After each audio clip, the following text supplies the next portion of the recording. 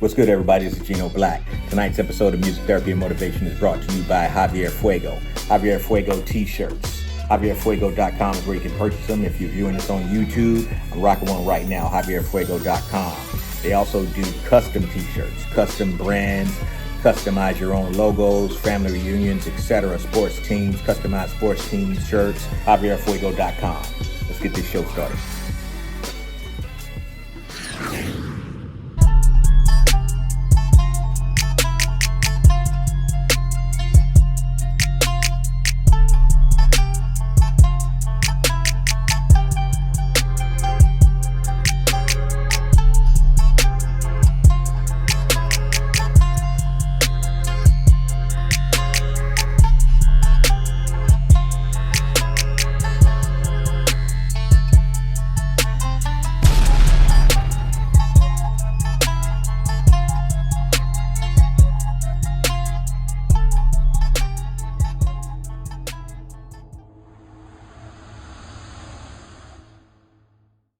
Ladies and gentlemen, welcome to another episode of Music Therapy and Motivation. I'm your host, Gino Black, and I have a special presentation today, a special conversation with a brother of mine, a good brother of mine. We go way back, but I'm going to introduce you to him. We're going to talk about some music. We're going to talk about some coffee. That's right, music and coffee. We're going to talk about some entrepreneurship. We're going to talk about it all. We're going to talk about everything under the sun. Ladies and gentlemen, give it up for Mr. Fudakochi.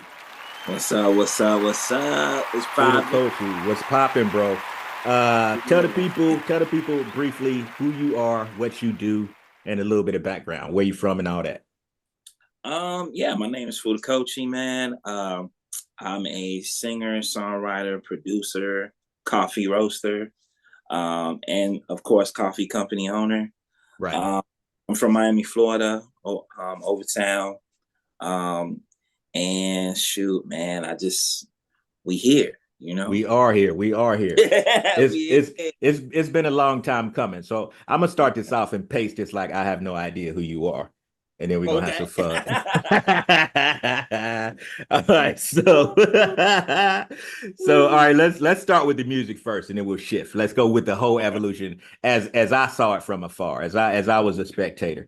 All right, so let's start with Soulternative. Yes. You have a specific style of music, a specific style of soul music, R&B music, just good soul music, and you call it Soulternative. I do understand what that means, but explain to the listeners and the viewers, what is Soulternative, what's the inspiration behind it, and how you jump started that little movement, because there's a lot of people that came behind you trying to follow that formula. Talk about it. Right. Man. So Soulternative came from when I went on tour for the first time at the age of 21. Okay. And what happened was, for a long time I was into your regular, 90s R&B, right? Right. You listen to Boys to Men and Shy and H-Town. All those old groups. All those old groups, yeah, right? Don't leave out Jodeci though. Don't leave out Jodeci. Can't leave Jodeci. What? Jodeci, boy. What? Nah, in a Martin Lawrence voice. Jodeci, baby. Jodeci, baby. No, you can't leave Jodeci. You know what I'm saying? So I grew up in that era. Right. Real R&B type music, but also, my father was a musician as well. So my influences of music changed once my father kind of got into the picture a little bit. He saw that I was taking the music situation a little too serious. Yeah. Okay. So he'll throw like Zap Mama at me. Or then he'll throw like Prince, right? Then he'll throw like Jimi Hendrix. Then he'll throw like the OJs. Then he'll throw like Bernie Worrell. Okay. Then, he'll throw Art Farmer at your boy. Then he'll just throw all these like different influences of music. Right. And so that from a young age kind of helped me like understand, wait a minute, Miles Davis. Oh, okay. Yeah. this could be infused with a lot of different music. Correct. I didn't know how to do that yet. Mm. And so when I went to Europe, I was more, I want to say I was introduced to like alternative rock music. You know what I'm Right. saying? Because when I heard rock, I heard heavy metal really, right? I Mm-hmm. heard Right. and so that wasn't my thing, Right. right? But I did grow up listening to like Nirvana and Green Day and Okay. all of them. So, but I still didn't really grasp the concept. Mm-hmm. Nirvana was probably the closest, you know, for me. Okay. Um, but Soulternative kind of was like, I want to infuse R&B soul with alternative music. Like I really want to infuse that. And my thing is what does that look like at first, right? You saw the evolution of that. Right. So, Soulternative is basically alternative music infused with R&B and vice versa. Gotcha. Um, and that's what it is, like when we break it down to genre to simplify it. But I just wanted to give you that background so you can understand where all that came from. Right. I can appreciate that. I had an uncle kind of giving me the similar training, from growing up. It was Houdini 1 minute, then it was Black Sabbath the next minute. Then See? it was all kind of stuff that I got turned on to Right, from the heavy metal, not just the good old R&B that we grew up listening to in our households. It was a right, little bit of everything. And I think that broadened my horizons too. But right, in your situation, it's like you got rock, you got soul, you got gospel. You just right, got, as what my man said on the old Death Row record, straight R&B, straight R&B. right, right, Like, right. but yeah, and then in certain eras, you were in the psychedelic movement as well. So tell me about what was the epiphany moment, like proximate year where you figure, hey, I'm gonna do something different here. Let me try something completely different and bring this Oh, alternative mix with the soul. I want to say the Kumbaya moment was like 20, I want to say 2013, 20, I want to say 2013. Okay. Um, after I had dropped, before that, I had dropped Alien Love. Hmm. That was that was where I started to find The shift. right the shift and what that does, what it's looking like. Okay. And so around that time, that's when I really like said, okay, I know how to do this now, so I'm going to do it, and I did it. Um, when it took off, though, it took off in 2015. That's when I really like honed in on the sound, like really understood, like, you know, shoot, how to use a freaking compressor, right? Like Right. really understanding the engineering part, even though I grew up in the analog world, like I didn't Right. grow up with all the digital stuff. Hmm. The digital stuff was coming out as I was growing up. So it Gotcha. was just kind of like now everybody, is right there in their hands, but I had to go to an actual studio and like Right. cut, Those splice were the the days. Yeah. I tape. remember the 2-inch Ampex. Yeah. Yeah. Two The inch the and the two, what was it, 4.99 or nine. Yep. what was it, 4.99 tape? Yeah. Yep. Yeah. We had to actually splice them joints to put together the whole album. And then sometimes within the song structure. Yeah. I Wow. actually learned that from Marvin Gaye, how he used to cut his records together. He would splice and seamless, like all the classic records that blended together, like what's going on. They was Right. in there cutting the tape and splicing them together so that it seemed like a What? seamless transition. Yeah, yeah, Wow. yeah. I forgot what documentary I seen that on, but yeah, they were doing that. That's what's up. And yes, also speaking of studio time, I know a lot about that, man. We was, working extra jobs to pay for studio time. Right. It wasn't in our laps like it is right now. We actually had Uh, to save up the money, budget it Man. out, and go to the studio and pay by the hour. And them hours Right. rack up real quick, especially if you're unorganized. And if Right. you and the more musicians or the more people are part of the project, that makes it even worse because Worse. you're on everybody's timetable. So yeah, I Yep. definitely get that. Yep. At that same time, before Alien Love, though, you had Stay Free movement. Correct. And that was the neo soul movement. That was the I was listening to a lot of that music, and that was actually my very first album, and that was more of like I was still finding myself Your in a sense, sound. Yeah. my sound, and I thought, and to be honest, I thought that was it, because I thought, man, I could do what these cats are doing. I'm a good singer. Right. But I I wasn't separated enough. Like I wasn't, What do you I mean was by that? like there wasn't nothing different from the next guy. Okay. Like the next guy could do the same thing that I'm doing. Falling into the same line with such artists like Dwelly and et Yeah, cetera, et cetera. Yeah. that's where I had Raheem Devon. Yeah, yeah. but I thought Great artist, by the way, but I understand great what you're saying. artists. Yeah. Yeah, I do understand what you're saying.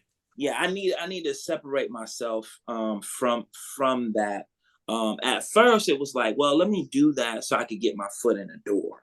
Right. That was like, so people could know The who I am. soft entry, so you can have a general Yeah, acceptance first.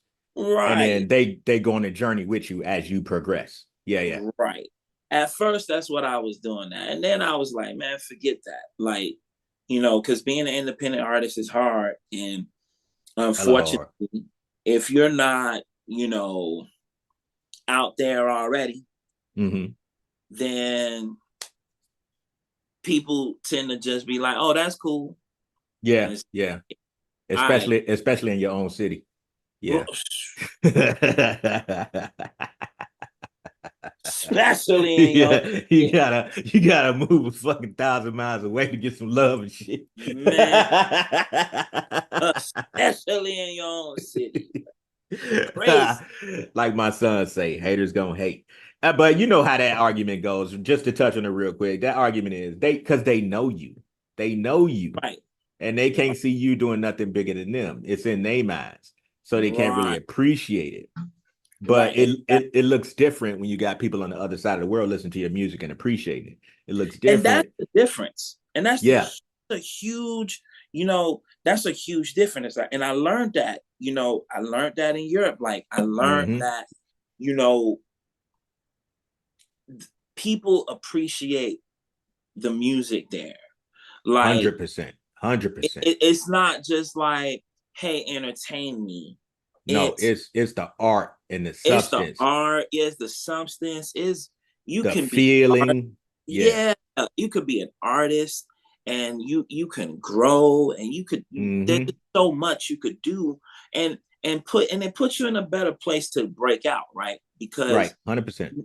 now you create fans, and you create people who really want to listen to the music, and they don't really care about if your shoes is the dopest pair of shoes, right? Right, right. They care about how you wear the shoe, right? So Exactly. are you gonna throw a little paint on there? You know what I'm saying? Are you Man, gonna hold on. It's so funny that you said that shit. I'm telling Look, you. today I was just thinking, man, I was just talking about I'm thinking about getting me another piece of equipment, which I said I would never do. You know that behind the scenes. I said I ain't Of buying no course. more shit. But Live.com. it's lives.com. I'm looking at that MPC key 37, right? Right. And then I'm still sitting on a motif. And honestly, I haven't made anything new with my motif in forever. So I was thinking about getting rid of it. I ain't too sure. But anyway, what was my fucking point? Hey, but look, Oh, oh, but here it look. was. Here's my go ahead. Go ahead. No, go ahead. I Before was you saying lose. the point was like I was thinking about all the guys I know and some of the heads, they get their gear, want custom gear and all this kind of stuff. And I was thinking, man, I don't care if my NPC looks like it came out the box. I don't care if my keyboard looks like it came out the box. I'm not into customizing equipment. I'm just trying to make music. I make music Right. because I love to make music. I'm not doing it for a look. I'm doing it because I love it. Right. And Right. that's kind of Right. how I'm tying it in. I was thinking about this even just earlier today. So when you say that, it's right. They don't really care about your shoes, your situationship, or whatever the hell. They Right. just know, can you make some good fucking music? Right. That's it. Yeah. And if you perform, wow us. You know what I'm saying? Exactly. Give Um, 100% and put I something have a into it. guitar that I customized. You know what I'm saying? Right. Like, but that's because, That's right? because you're a rock star. That's all. I mean, I get it. I Because I'm gonna haven't get on really, that. you know. See, you got into the keytar before I was going there. I was going there, but go ahead. Go ahead. Yeah. No, but yeah, I know that you was up to customize them. it. I really That wasn't no shot at you. That wasn't no shot at you. nah, no shots, no shots. No, you know what happened though? I really wanted to have separation once again. Like I Yeah. started in cats with guitars. Like And it it was did pop up a lot. A it just lot. started popping up. It was just like Yeah. and again, I know I don't own I don't have, a patent on guitars. Like guitars have Right. been rep forever. But Right. I just felt like nobody was really rocking that. Right. You were highlighting it at a time nobody was. Right. There was So like when they first was introduced, you saw a lot of them in the 80s and the 90s, right. but going into the 2020 or what the 2000s or whatever, you didn't see much of that, but you were doing that then and you were making that a part of the show. Right. You know what I'm saying? So that's what I'm saying. Like I'm just like, so now it's just like, okay, now how do I separate myself again? Right. Mm. So, I got my keytar customized and like I don't know if it was Roland. It was Roland who was Mm-hmm. pissed about it. But Okay. and they were pissed because the name is not on there anymore, this, Right. that, and the third. But like Roland, I spent $1,200, right? Mm-hmm. And I ain't get a sponsorship. Right. So They what we can't doing? say nothing. They can't say nothing. You can't say nothing to me. Right. And the only reason why I know this because the artist who did do it, they sent it to Roland and they told and they was like, oh, that's not. We could have done something. You know what I'm Mm-hmm. saying? Right. Like y'all over here making billions of dollars and artists are spending money on your equipment. Like Right. thank Right. God that we're in a plug-in era right now. Right. We don't need your equipment anymore. Right. Right. Unfortunately, Unfortunately, we don't need your yeah, equipment no more. I've been still downsizing from the last downsize, bro. Yeah, hey, Yeah. listen, I downsized a lot.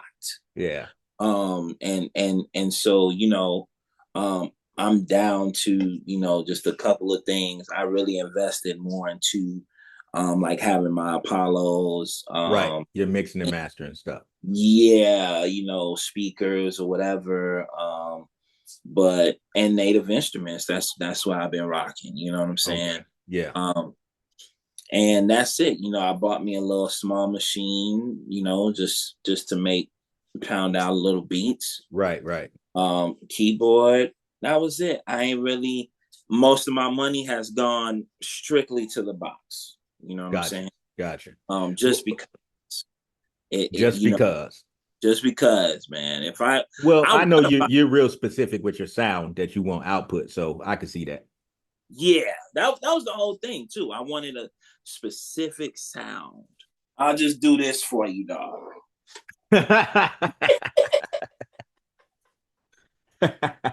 You know, man. So when I edit it together, the keytar just gonna appear out of nowhere. I just do this for you, dog. You know what I'm saying? All right. There she go. This is the Lotus, bro. There she go. The You know Lotus. All right. You've been hanging out with the same guy that be doing Egyptian lovers, 808s and shit. You know what I'm saying? Egyptian lover be having the artifacts painted on the 808s. I see you. Yeah, this is who did this? Lola Blue did this for me. Lola Blue. Okay. Yeah, man. She so she designed Quest Love's drums. Okay. And Usher's MD drums as well. Mm. And so she was like, "Yo, that looks cool. Can I, just draw it? It'll be for free, no problem." I was like, "All right, cool. You know what I'm saying? Do your thing." And yeah, before I went to 3 points, Turned it out. she hooked your boy up. You know what I'm saying? And Okay. yeah, we got the Soulternative on there. You gotta have that. Ah, customize down to the brand. Soulternative. I The see you. brand. I see you. So we here. We are here. That's what he said, yo. So now I'm gonna segue back to the keytar now since you brought it out. You don't pull it Mhm. out the box. You know what I'm Yeah, I saying? might as well. I remember. I remember. Now I remember. I remember. I remember the first time I seen you play live. What was the name of that spot? Downtown Miami. Yeah. Uh, it ain't Uh, no. Close I to think Tobacco Road, right? yeah, it's right around the corner from Tobacco. Or is it Metro? I think it's called Metro. Metro Lounge or something like that. Metro Lounge or something like that. Yeah. It's Yeah, now yeah. Blackbird or something like that now. Yeah, that's the spot. They changed the name to Blackbird. Yeah. Mhm. I was going down there and I was checking out Mayday, the hip hop band Mayday out of Right. Miami. And I had seen them down there a couple of times, but for whatever reason, I guess it was a festival weekend for something going on down there. Because Yeah. you had played a couple other artists that we have in common that we are cool with, played that night. But that was the first night I seen you. I knew who you were from online, and I remember seeing the Stay Free Movement record and Dig the Vibe. But when I saw you that night, uh, I was like blown away, like this motherfucker crazy. Like nah, but in a good way though. Right, right, I said that's when I was like, he up there like the digital Jimi Hendrix. Like I had to keep right. quoting I myself. I remember. was like, yeah, it's like you like the digital Jimi Hendrix with that keytar up there, man. But I think because of that room was kind of a nice vibe room, it was perfect for y'all performances. The way they had it set up, it wasn't a lot of space on the indoor, but they also had the outdoor space too, if I remember correctly. And Right, they had like the lunchroom booths and board games and all kind right. of shit that Yep. you could play up in there. So yeah, we was chilling. Me and who I was with was chilling up in there and playing board games and shit. And I don't think that I knew you was playing that night. I think I knew Moon was playing that night. But Right. I didn't know you were playing that night. Styles of Saturn was playing that night, I think. Yeah, and I was there for Styles of Saturn. Yeah, that's what it Right, was because I was managing Styles of Saturn at the time. That's what it was. So I was there for them. And then you came on and I was standing by the door, like just getting some air. And then I saw you come up there and play, and I was like, what the fuck? Like, let me check this motherfucker out. Like, right, and I came down front, like, okay, then. And right, honestly, I don't remember what songs you were playing, but I know I was digging the vibe. And just like you said, you had to separate yourself. I dug it because nobody else was doing it. right, Nobody was doing that. Yeah, we're aware that the instrument exists, but wasn't nobody pulling it off like you was pulling it off. And right, that was one thing I always enjoyed about you, even after we started working together, was your dedication to your live performances. That night, I became a fan, and I think after that, we had played a gig together on South Beach right, uh, when we were doing me, David, and a couple other people was doing limited addiction. And you had right. played that night. And I approached you that night as you was coming in saying what's up to you. And then from there we became cool. And then yeah, Remedy was playing that night, I think, Yep. I Remedy was, believe. Because as a matter that of fact, I was performing with Remedy actually. okay, okay. We And yeah, we had did a show at Jazzy. Jazz it. I forgot about that spot. Is that Yeah. spot still open? No, that Okay. been gone. Okay. Gone, Yeah. gone. Well, that Yeah. spot that night, I can't remember the name of it either, but it was down the street from that record store. And Mm-hmm. they had the stage up in the loft. And so you had to climb up these crazy stairs to get up there. Dang, I remember And that. it overlooked the bar. Right. I Not know you not talk. no, not the megabyte, but No, no, not the megabyte. No, no, yeah. no, no, no. I know it's on the You know the beach. spot? Yeah, yeah, it's on Yeah, South yeah, yeah, Beach. yeah. Yeah. That spot, yeah. We played that spot and then we got cool after that. But I just wanted to throw that in there for the first time I seen you playing the guitar. I thought that shit was pretty fucking cool. But what I want to talk about now is your songwriting process. What inspires you? What keeps you going. I know you're on a hiatus right now. However, Right. I know you always working. So Yeah, I'm I always know you're cooking. always working. So Always. talk to me a little bit about your process and what your mission is when you set out to create. So I go through several processes. Over the years, it's changed. I Mm-hmm. used to like, seek out for out, just to be outside, just to look out what's happening outside, Mm-hmm. um, with, just regular folk, right? Right. Um, then it went from that to kind of, I usually kind of, I'm listening to the world. And when I say listening to the world, like, like what's going on, Right. whether it's a George Floyd or, you know what I'm saying, or a tsunami happened, Right. Right. so happening around the world. And then um, I listen to my peers and people, you know what I'm saying, that I have conversations with. Um, and so what happens is I go through these conversations and things like that in my head, Right. and then kind of cipher off what I want to write about. If I Mm-hmm. if I want to write about that, my last album, Love Invasion, was very um, was very somewhat political, but then love at the same time, and Mm-hmm. very Afrocentric, like Mm-hmm. just more like, you know, just Afrofuturism type For us. for us, right? Yeah. Yeah. So, um, and what I did with that album, my writing process was completely, totally different. I took all the criticisms that people told me, like, Mm-hmm. yo, you're going too left. You need to kind of come back to the people a little bit. I mean, you go to space, but don't live there. You know what I'm saying? And so that's kind of like my writing process. It depends on what's happening at that time, Mm-hmm. and kind of try to write for the time and beyond. Right. And, Right. and so I usually go through the conversations and what I've seen and what I've heard, the music I've heard, things like that, the sounds I want to create. Uh, and so when I go through that writing process, I go through that. You know what I'm saying? Gotcha. Uh, it's a little, it's difficult to explain, but a lot of the times it's almost like a download once I got it. Like. Gotcha. Yeah, gotcha. And let me preface this. I don't know if I made it clear at the top of the conversation. You are not only a singer, but you're also a producer and an engineer. So just want to make that point that he's not just a fucking singer.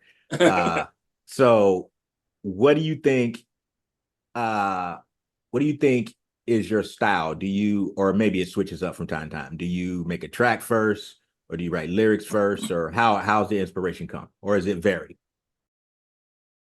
I always start with the music. Okay. The music is the foundation, because what happens is, like, if you write the lyrics, you can write the lyrics and that's cool. Mm-hmm. Um, but when you write it, you still write it with music in mind. Right. So, you know, I think to speed up the process, I rather like work on the music and if I do write lyrics, use the lyrics to be um the music. Like, if there's a word like the, for instance, Mm-hmm. okay, well, what sound is the? You know Gotcha. what I And so we going through the sounds now. Right. Um all in response, all of that. So it's more like I want the music to say the word for me. Right. So I usually start with that process. Music. Once I get the music down and I get the atmospheric down, Mm-hmm. then we go to the lyrics, and it's usually a little easier for me too, because I could just like 2 days ago, I was working on this brief, and I was just like, I made the music, and then I missed that they wanted vocals, Oh, and so uh, that's what we were but just talking about. You gotta yeah, do I missed, 100% exactly what they want. I Yeah. missed that completely. And and I was like, you know what? I got something for that. You know what I'm saying? Hmm. But if I didn't have that music portion, it would have been a fiasco. Right. Um, and so in a matter of an hour and a half, I was able to write the lyrics, do all the vocals, mix, master, and send it off just to see Right. what, you know what I'm saying. See what they say. Yeah. And they didn't even they was like, we like the song, we gonna send it to the supervisors, let's see what they Hmm. say, you Okay. know. That's what's up. That's what's up. I feel you. When I make songs, I actually make the track first too. Because a lot of times I don't even intend on putting lyrics to them. Right, As a producer, I'm just making tracks. And right. if it should hit me that vocals should lend it to be a real song, then I do that. So I'll put out instrumentals all the time, all day. But yeah, Right. I was just curious because different people do different things, and I think the listeners kind of like to know how the Yeah, artists that they work sure. that they rock with, how they think and how they process stuff. And so that's really what I'm trying to do with this program is just highlight artists and people that I respect in the music So space and in the entrepreneurial space. Um, I want to talk about now. Well, no, real quick. This is a I gotta ask this because it's a cliche. This is a cliche. Yeah. So y'all okay. y'all y'all listening. Yeah. So I made notes. I made notes for this call. I made notes for this podcast. I know this brother inside out, but I made notes and I got I got notes. Oh I man. got I gotta ask, what do you do when you hit a creative block, dog? When you just Woo. are not inspired? Cliche question, but I gotta ask. No, no, no. You know what though? It's a great question though, because like a lot of artists go through writer's block, believe Uh, it or not. yeah, a It's lot more not. than who are willing to admit it. A lot. Yeah, like there's a lot of people, if they sit here and tell you, I create all day and everything, they BSing. Like, Yep. I go through writer's block all the time. So over the years, it's changed. As I've gotten older and mature, um, what I do now is just I chill out, man. Hmm. I really I'll take a whole step back and won't do anything. Yeah. Don't rush the process. And yeah, just don't, Yeah. yeah, don't rush greatness. Hmm. That'd be my best advice. Like, you know what? Chill out. I'm not a smoker, so it's not like I got weed to go smoke. Right. Um, I socially drink, so it's not like, Hmm. oh, hey, I'm gonna go Let's have a, get turned up. yeah, no, like I'm literally like, I'll go sit down and watch a documentary Right.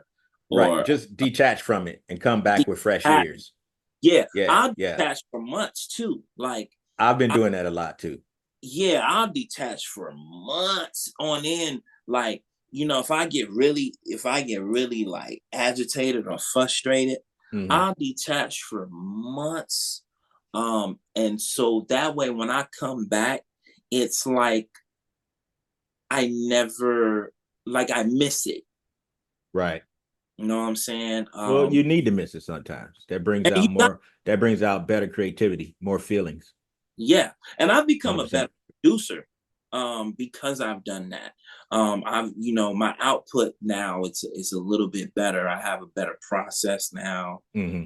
Um, I don't front my, I don't front myself. I don't kick myself too much Right. now.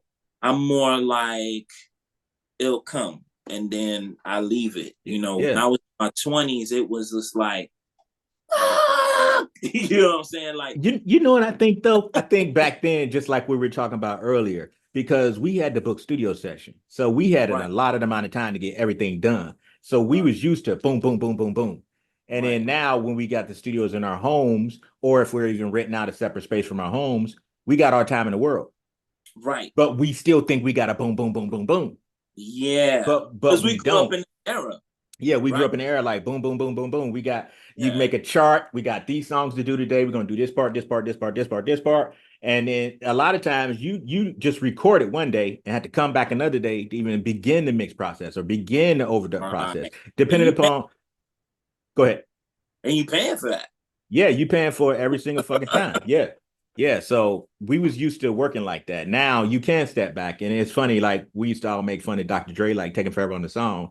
But now we find ourselves doing it. Cause I got like 25 songs I did last year that I still ain't closed the cap on. See? I come back to them periodically.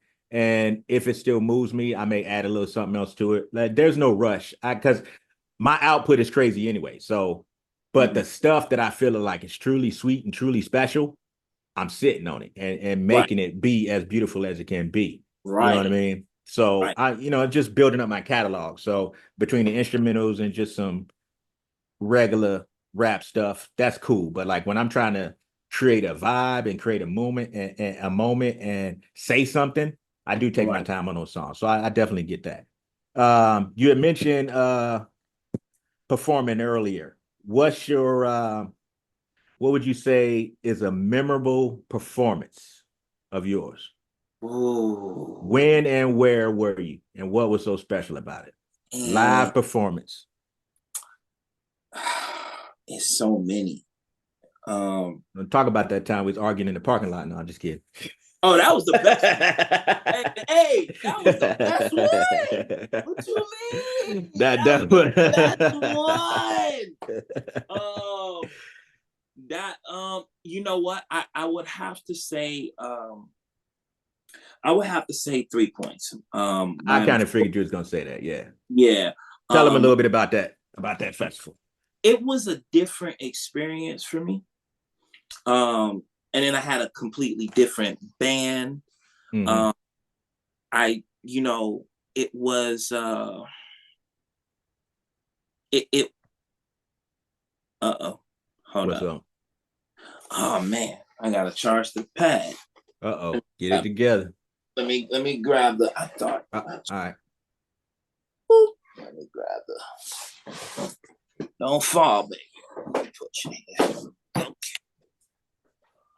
Damn.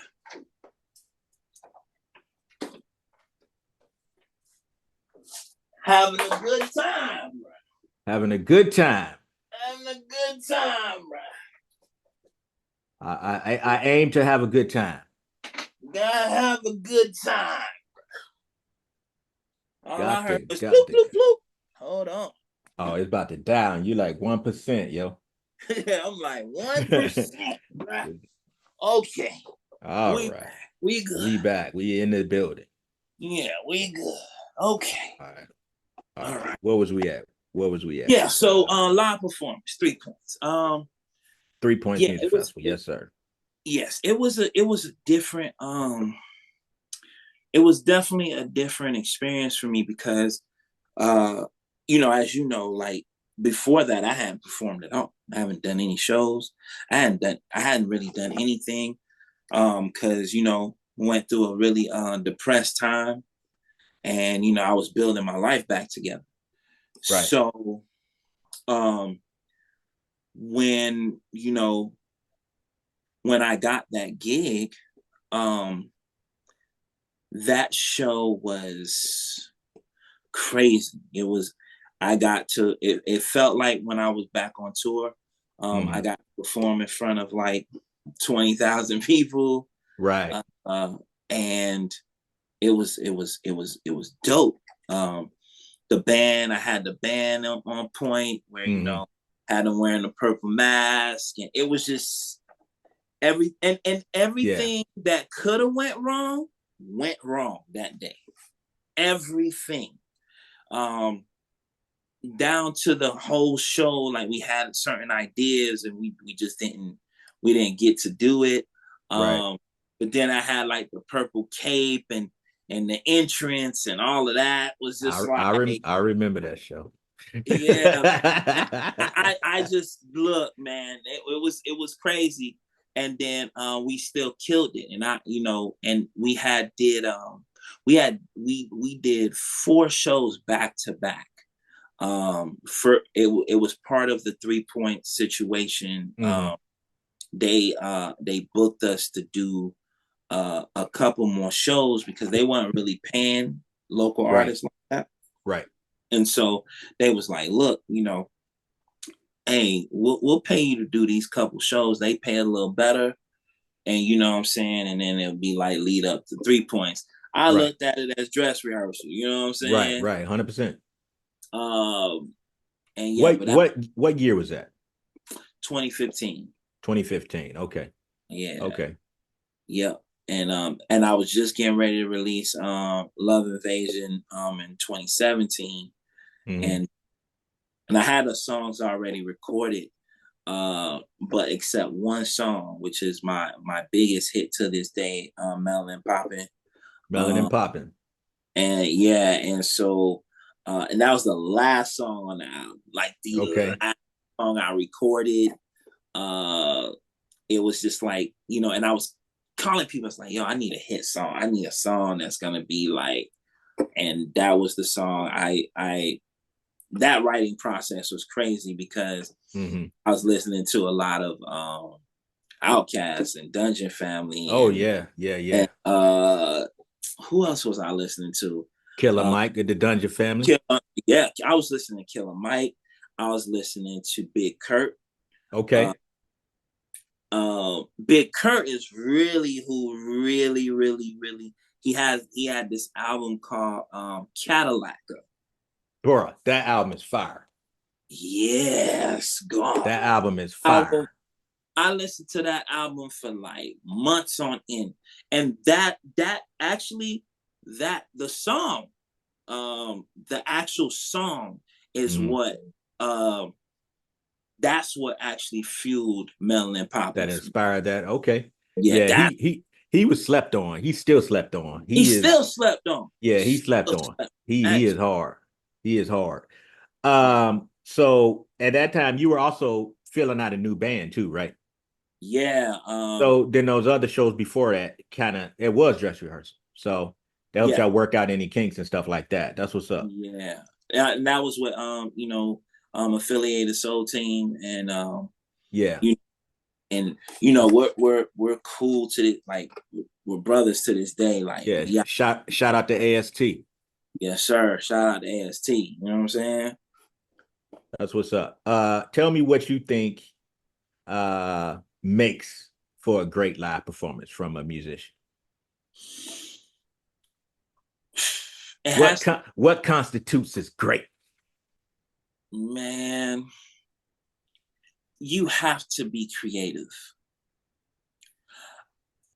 The biggest, there's artists who are, it's cool if I come to see you perform and you sing, and that's like your brand. Like, I'm cool with going to see Celine Dion Right. and just listening to her sing, right? Mhm. She ain't got to do this grandiose thing, right?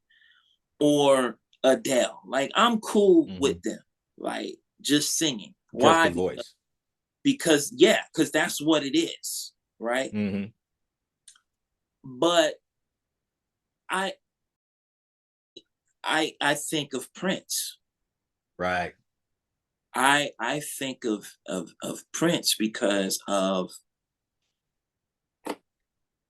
his show was not the album. Like, Right. you'll get Right. the album and that's good. And the thing about the album is it's just as good as the show. Yeah. Yeah. However, if You you never never got the same seen show Prince, from Prince. man, if you You ain't never never got the same seen show from Prince Prince. perform, I have many I times. got to see him twice. And I got to see him in the same week back to back. That's dope. and it was two completely different shows. Yeah, he ain't never doing the same show twice. It wasn't even the same show. And he was like, y'all put y'all cell phones down. Like, because it was just like, it was remarkable. Yeah. And when I saw him, it was in New York. It was in Bryant Park. Mm-hmm. It was for Good Morning America. Like, I literally snuck in. I snuck in to go see Prince twice. Yo, like, what? I left, I went to work and I told my job, oh, I'm gonna go on a break. You know what I'm saying? I'll be back. And then I wind up saying, hey, I got a family emergency. I'll call out. I'm out. I'm at the Prince show. Because Prince. Bruh. Yeah, Prince is off chain, bro. I think about that. And I think about that with me, myself. Like, when I want to put on a live show, like, I'm cool with singing and cool. Yeah, I'm a singer and right. I will forever be that. But I'm also a performer. And, again, I grew up in the era of Jodeci and freaking, Jimi Hendrix and that era. Those people were showmen. Yes, they were. Yes, they wasn't like just sitting in the back singing. No, they were dancing. That was a show. It was a show. Now I think performers are lazy now. I agree. You know what I'm saying? I think performers are lazy now. And that's why Beyonce has been on top for almost. Because nobody's trying to get to that bar. They're taking shortcuts. A lot of shortcuts. What do you blame the shortcuts on? To be honest, man, I blame it on the generation, really. The music has changed. The whole culture has changed. The whole culture has changed. Like, social media, music, TikTok. Yeah. Like, now you could be famous in 15 minutes. Like, on TikTok. Yeah, on TikTok. On Instagram. Right. Yeah. Exclusivity is definitely missing, and that's what's to blame too, because once you took that away, and now everybody could do it, right? So once you took that away, you start making the shortcuts now, and then everybody's making shortcuts. Hey, that's kind of in the producer vein too. Is like they making all these tools. You don't even have to have skills to make a song anymore. It's like everything. You ain't gotta learn theory no more. You don't gotta learn theory. They even got chord progressions. Yeah, get a pack. They got chord progressions, MIDI notes, the whole nine. You don't even have to learn how to play.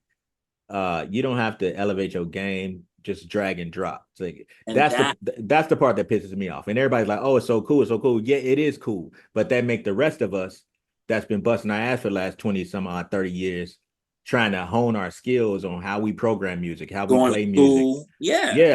Going to school, making investments, all this equipment. You probably spend $100,000 on equipment. You know what I'm saying? And blew through it and changed up and now down to like a portable kit.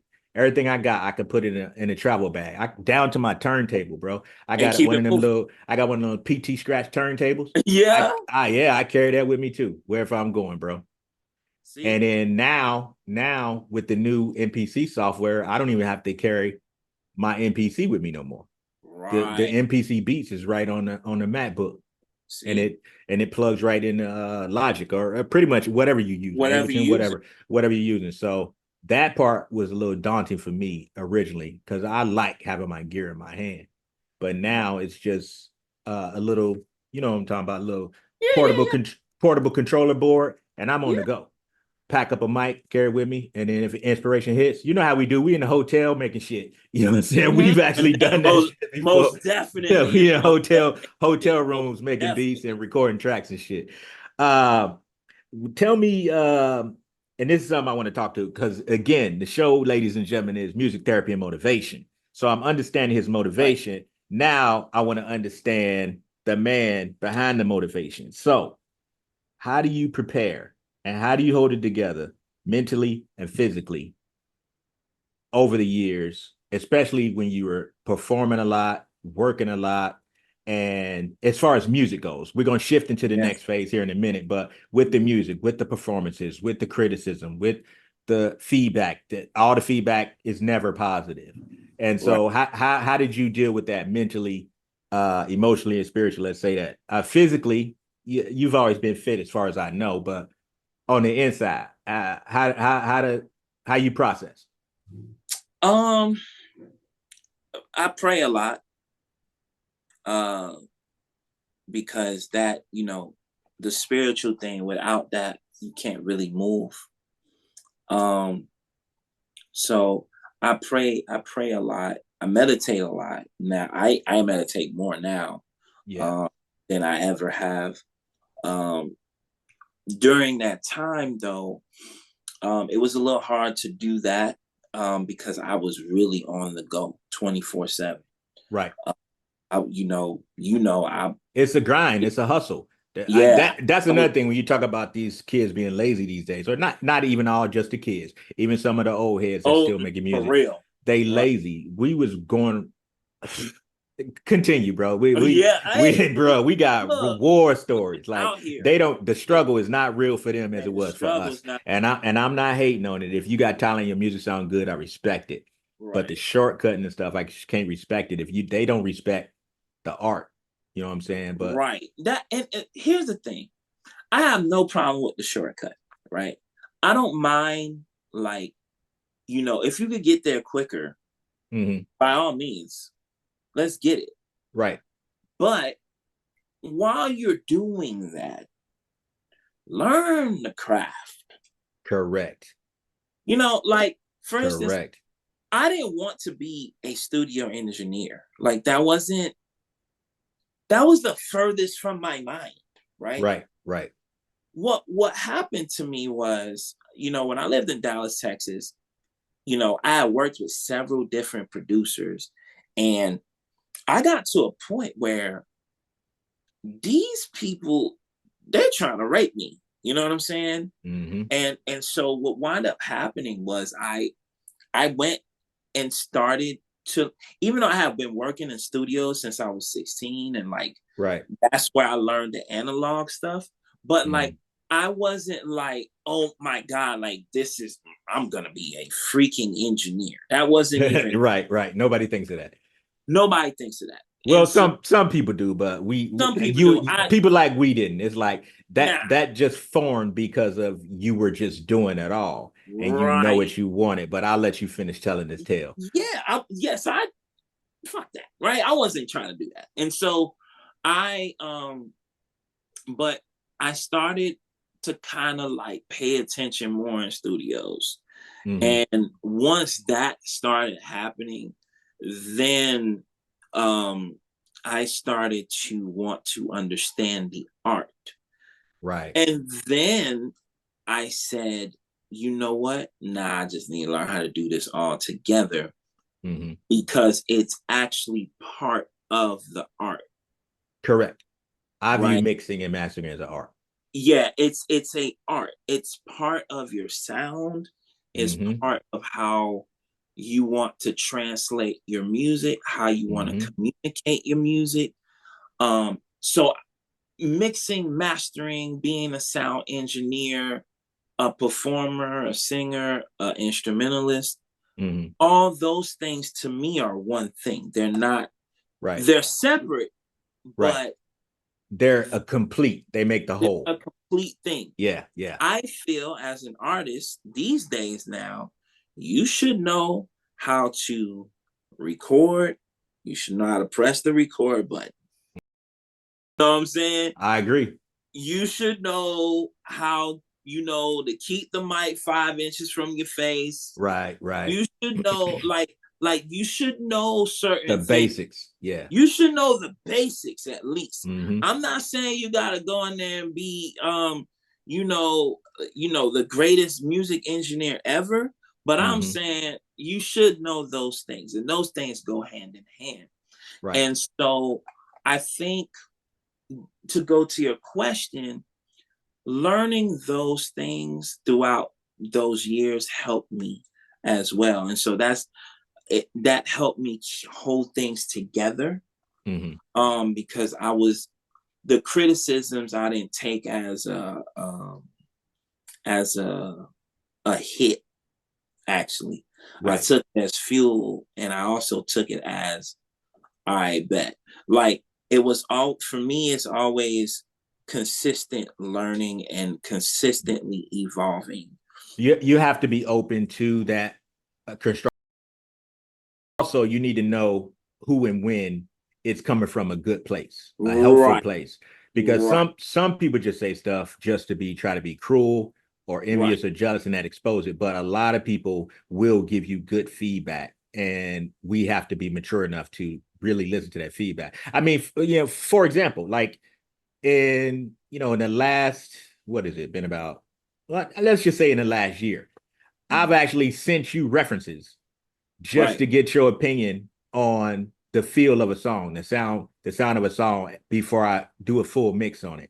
And that's just because I know you trust your ear and I trust your ear because I know how you are.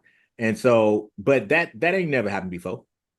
Like no, I've never sent you stuff before and say, hey, tell me what you think about this or give me some feedback on this. right, And it's definitely because of what we're talking about and the overall mix, the feel, the vibe, the ambient nature of the song and the characteristics where we're trying to go separately but together we're doing right, the same thing just separately.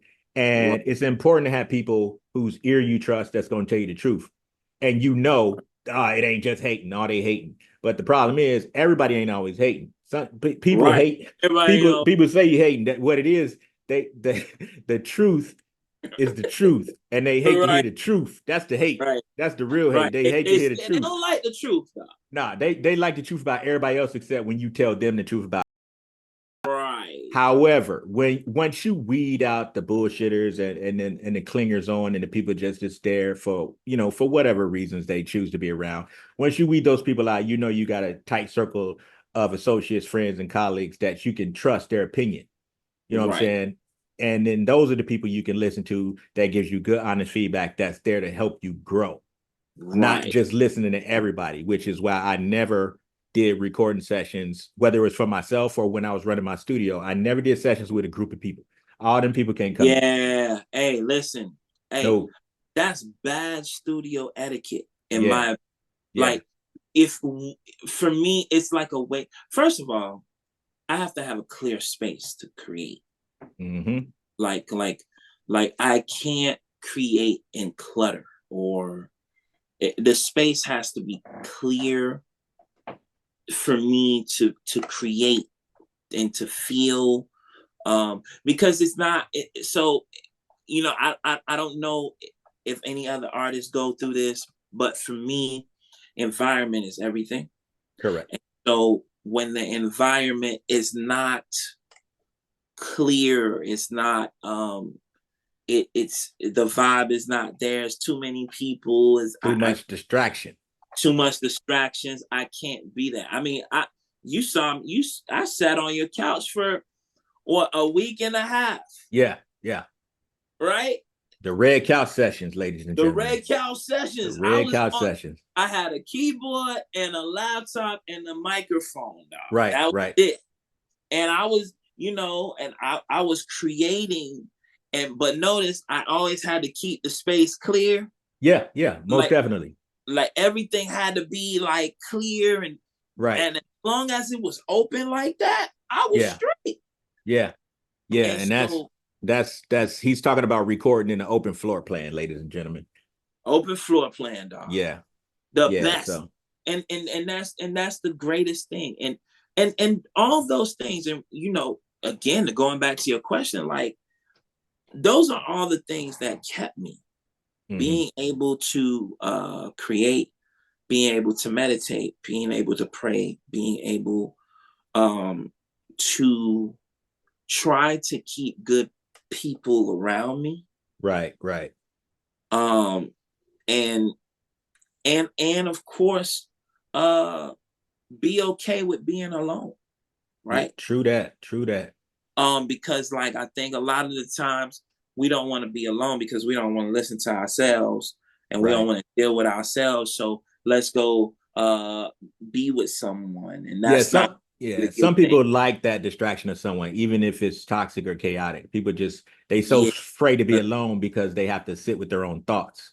yeah, But right. in those moments, it's just like you said earlier. In those moments, That's a I pray and meditate. I yeah, pray and meditate for guidance, for yeah, a clear head. I pray for peace, right, and you need that. Like isolation now, long term isolation is a problem, but you do need your moment of solitude and peace to right, collect your thoughts, get your spirit centered, get your space right, and then that does make for the best space to create in, whether you're a painter, sculptor, musician, or whatever.